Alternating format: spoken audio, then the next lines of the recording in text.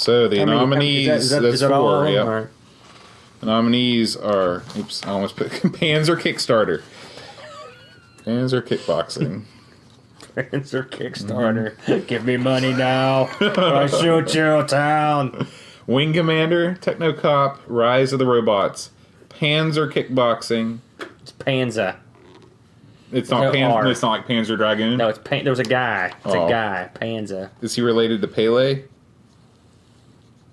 Just thinking one name, guys. That's not his full name. What's his last name? That is his last name. What's his first name? Heck if I know. I don't feel like kickboxing back in the 90s.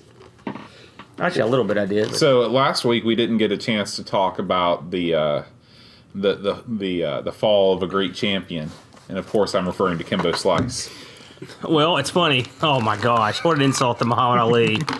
I thought actually the first thing I thought you were talking about was Michael Bisping won the belt this week. If you don't follow UFC, but a British, almost I wouldn't say journeyman fighter, but a guy who was a gatekeeper, and through illness or through injury, he ended up getting to fight the champ, and he knocked him out in the first round. He was a 600-point underdog. He's from the UK, the Count, but no, Kimbo was not a great fighter, but he was entertaining.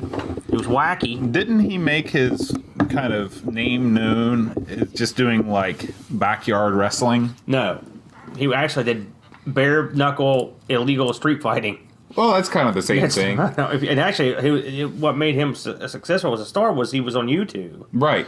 And beating the hell out of people. In fact, he beat up an off-duty cop, I believe, one of those. And it was, people place bets. There's some Isn't that illegal? Well, yeah. But so it was illegal street fighting. Right. So I don't understand how you can't. Is it just like if it's after the fact, it doesn't matter? Well, no one caught him. So, but just having the video doesn't matter. I guess not. I guess not either. I don't know how old those videos were when they were posted. So, but I've seen some of his backyard fights. He's a bad man, and he always had punching power, but he didn't have any cardio or ground game. His last fight against Dada 5000. I don't suppose you saw that bout. I missed that one. These were the two most unprepared people you've ever seen. And Dada 5000 lost by, you remember that episode of The Simpsons where Homer boxes and his strategy is to get hit until the guy gets tired and you push him over? Mm-hmm. That's pretty much what Kimbo did to this guy. He wailed on Kimbo through 3 or 4 rounds, and then finally in the end, they were so both exhausted, Kimbo just kind of went, and the other guy just kind of fell like bald bull. Did a pirouette, hit the cage, and fell over. And the not funny thing is, Dada 5000 almost died after that fight, for real. His body was so jacked up because he cut weight in a real stupid way. So he almost died after the fight, and Kimbo Slice did die after the fight. So that's bad. That's bad. Well, both these guys were checked out by the athletic commission, so it goes to show you what level they're operating. Well, I'd say there was a little bit of money exchanging hands. They were going to pass as athletic. Is Don King still alive? Yes, he is. Is he still promoting? I think his son promotes. Don's pretty old, and I don't know if he still promotes or not. He's not a big promoter now, but. But he was as crooked as the day was long. Oh, yeah. But, I hated Don King. Well, he kind of destroyed professional boxing, right? He didn't help. The funny thing is, if you watch, speaking of Ali, if you watch, look at that crease is still there. If you watch some of his old, Ali's fight with Foreman, if you've ever seen this fight, Don King's there. Don King was with Ali. Really? Yeah. So, yeah, it's a real bummer. I'm just going to... Here's Aaron. Just look forward. Okay, and then just move over a little bit. Oh, God. Weird, man. There we go. Yeah. But, yeah. So, it was sad, though. I loved Ali. I loved him. Loved him. What made him special? He was really good. For real. He was a good talker. He admits freely that he got a lot of his shtick from pro wrestling, and the guy he liked was Gorgeous George, and then Freddie Blassie, I believe you liked him, Jerry Lawler, because he grew up in Louisville. So, but he was a good talker. It was before your time, his prime, obviously, really before my time. You got to think he fought George Foreman in '74, I was 3 at the time. And that was his last real fight, right? No, God, no. Well, I mean, he fought for a long time after that, but he was a shell of his for himself. He was the champ. He was the champion of the world. And I think his first loss after the Foreman fight, he lost to a fella named Leon Spinks. You may remember his... How much do you know about boxing? Not very much.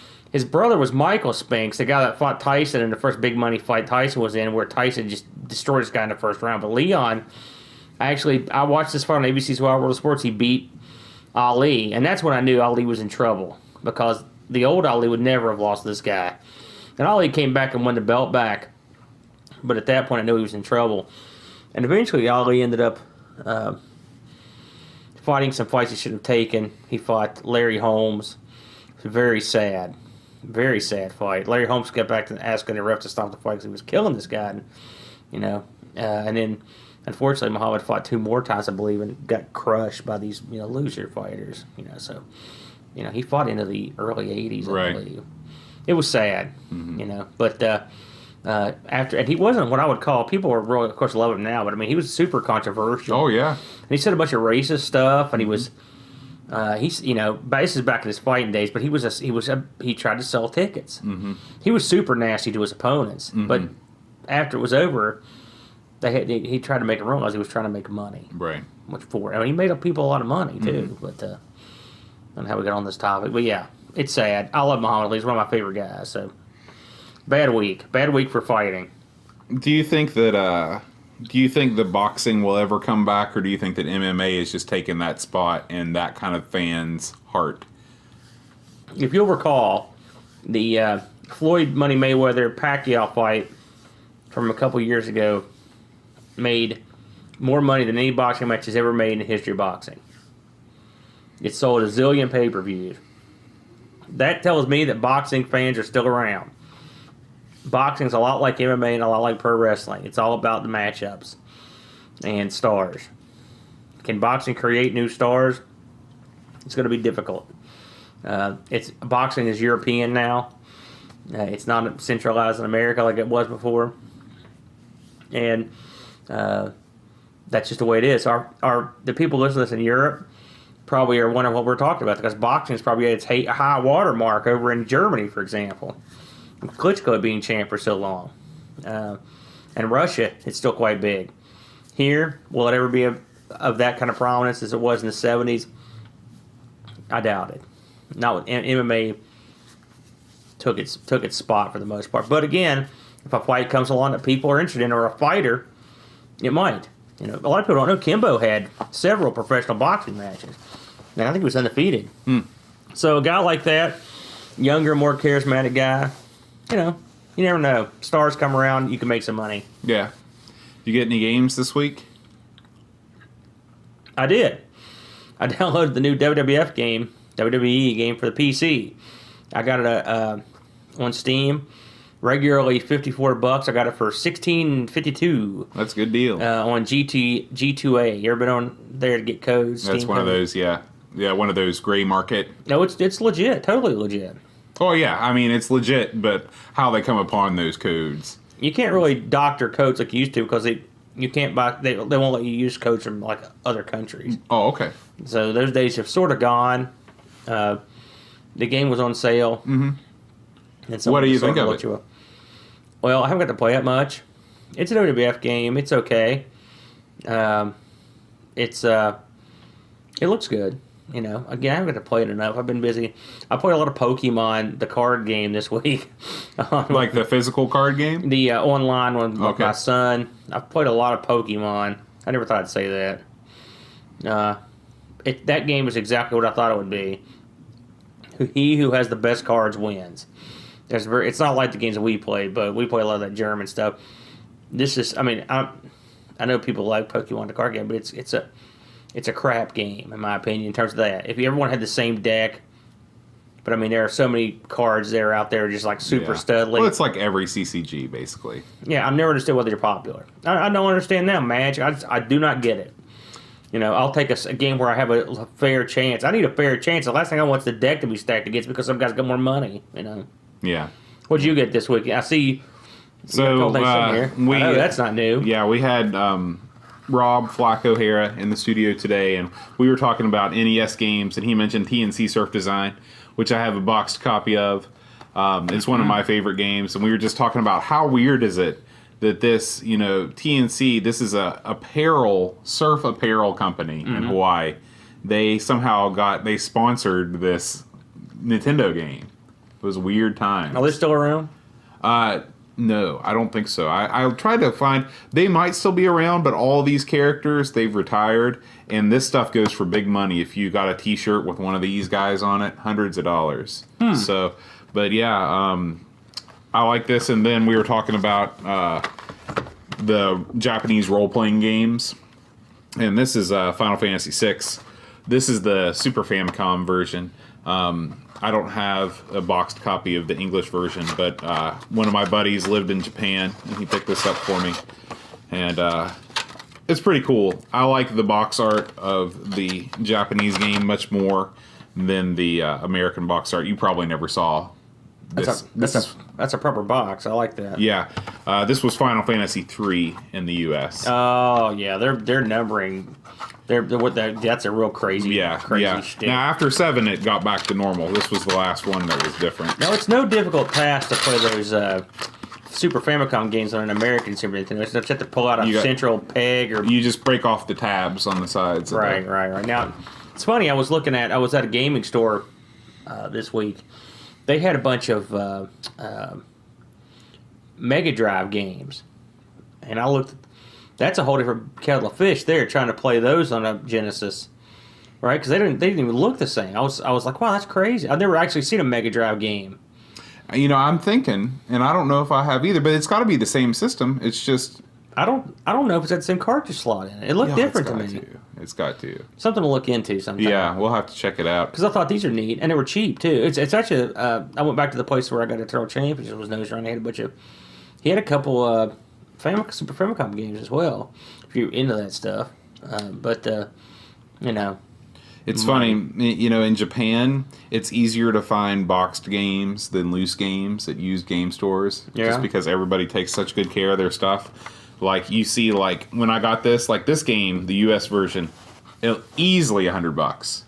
And this is less than $10. Really? In Japan, yeah. How much is that worth here? I have no idea. Ever since I bought it, I just stuck it up on my shelf. I haven't looked it up yet. Have you ever played that game? Oh yeah, I beat it. It's one of my favorite games. I never got the Final Fantasy thing. Well, you were a little old for it. You grew up playing a different kind of game, a slower game. I'm just kidding. You played Wizardry and all that stuff, right? Ultima, Bard's Tale. Ultima, yes. Yeah. I played that. So it's just it's a different kind of role playing game. I like anime. Right, to a certain degree, I like a lot of stuff in Japan. The way the games are presented, so I just thought it was silly. It just didn't. I didn't like the way it flowed. To be honest with you, I would take say one of the gold box games, or Eye of the Beholder. Great game. Mm-hmm. Well, those are more PC. Those are games that they play out like a pen and paper game. Yes. The Japanese role playing games are narrative driven experiences. Another game. I swear to you, everyone I know. I hope no one hates me, but I have not ever understood. And we talked about this as the appeal of the Zelda games. Those N64 ones, that could get into those a little bit, but the Nintendo and Super Nintendo, I just don't understand why people think those are so great. I just don't. You go around swatting grass with a sword, and I never got it. Well, first of all, there's only one game for the Nintendo or the Super Nintendo where you swat grass with a sword. That's the one that came to mind, Nintendo. Right? So the rest of the games, and I played of course Brent had. I played. Let's see, I played the first one. Mm-hmm. Minimally, to be fair, and then the 2D side scroller. I played that one a lot. Mm-hmm. And everyone says that's the worst one, and that's the only one I really liked. Well, I think... But it was really hard. I think that part of the appeal of the original was that there wasn't a game like it. There had never been another game like the first Legend of Zelda. The mix of exploration, puzzle solving, and role-playing elements. I can only assume since I came from the PC, that had a lot to do with it. Because the PC games that were adventure games... They just weren't like that. Right. There had never been anything like The Legend of Zelda. And people, you either liked it or you didn't, but it was different. I've played the N64 ones, right? Mm-hmm. And I've seen people play the GameCube/Wii one. And I don't have. I mean, they're pretty fun. Me and Luke have played them a couple times. You know. Did you ever play like Sokoban? Any of those games? Like the where you have like bricks in a room, or like not bricks, crates in a room, and you're pushing the crates around to try and find an exit. I used to play it on my TI-85 all the time. Anyway, I know you had TI. Oh yeah, that's good stuff. But like the puzzle solving elements, I think really attract people to the Zelda series. Where you're in the dungeon and you've got you're either moving blocks around or you're trapping enemies in a certain way so they fire and they hit something, and you're either into that stuff or you're not. I suppose you're right. Maybe it is a generational thing. I just grew up. I mean, a lot of people look at Ultima. It's like, this looks like the goofiest thing. I mean, it was time intensive. It's also very abstract if you don't have the manual. I was telling that's a fact. On our last when Flack and I were talking, we covered all this stuff on the. If you want to go take a real deep dive into non-Amiga retro gaming, check out the video we did with Flack. I wish I'd been there for that. But I remember loading up Ultima 4 on my 1200 XL. It took an hour to load, literally. I mean, it was just forever. And when it finally did load up, like, you get nothing. The game just begins, and you have your stats over here, and you have your little guy doing this, and the water's moving. No, it was on disc. It just took forever. It was 3 or 4 discs. I think this was definitely a liberated copy that might have loaded slower than an original. Yeah, because I don't remember Atari games taking that long to load off discs. Yeah, most of the time they didn't. This one tape. I remember going out to play for 40 minutes. So it's like Zaxxon would load or something, Oh, those were the days. So Flack was telling me about his Amigas, and he said that he's got a 500 and 1200, and he said he gave somebody his 500, and they ended up giving it back to him. So they didn't want it. But when they gave it back to him, the case looked worse than that case. It looked like somebody gave it an elbow drop off the top rope. Oh, dear. And so... That's too bad. Yeah. So now he's got a 1200 and a 500. He's got a 12. He's okay. That's all you need. Yeah. But other than that... so be thinking about what Atari 800 games you want to start doing.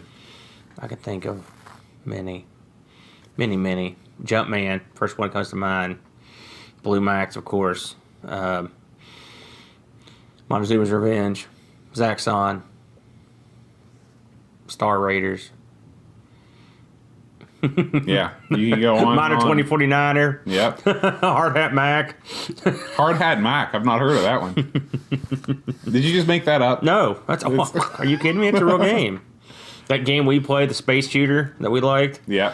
That was a good game. What is that? Laser Gates. They've got tons of good ports of arcade games that I like on there. We can think of a few. Yeah. Again. So, you Patreon supporters, you're getting a sneak peek of future Amiga action. We are going to... Future non-Amiga action. A non-Amiga action. We're going to keep doing everything we're doing now. The Amiga videos aren't going away. We're just going to supplement them with some Atari 8-bit coverage, and possibly even some C64 videos. So stay tuned. We've got a bunch of extra stuff, and also we just miss playing those games too. Yeah, that's really what it comes down to. We're not going to do any less on the Amiga side. We're just going to add to more. Yeah, we've got so much. Yeah, I've still got so much. I was going to say there's probably cans of content. Yeah, standing by. Yeah. All right. Well, we're going to start the show. I noticed that when the show starts, the music's playing, and we just sit here like a couple of dipshits. Yeah, we do. Should we strike a pose? Is it like you can do whatever you want. Like Edge and Christian, a 5-second pose. Every. Remember the Naked Gun at the end of it? They'd start freeze frame. I've never seen the Naked Gun. Isn't OJ in that? You've never seen the Naked Gun? You're shit to me. For real? I've never seen. I've seen Loaded Weapon. Is that the same thing? Loaded Weapon 1? Start the show, Bode. All right. I can't even talk to you right now.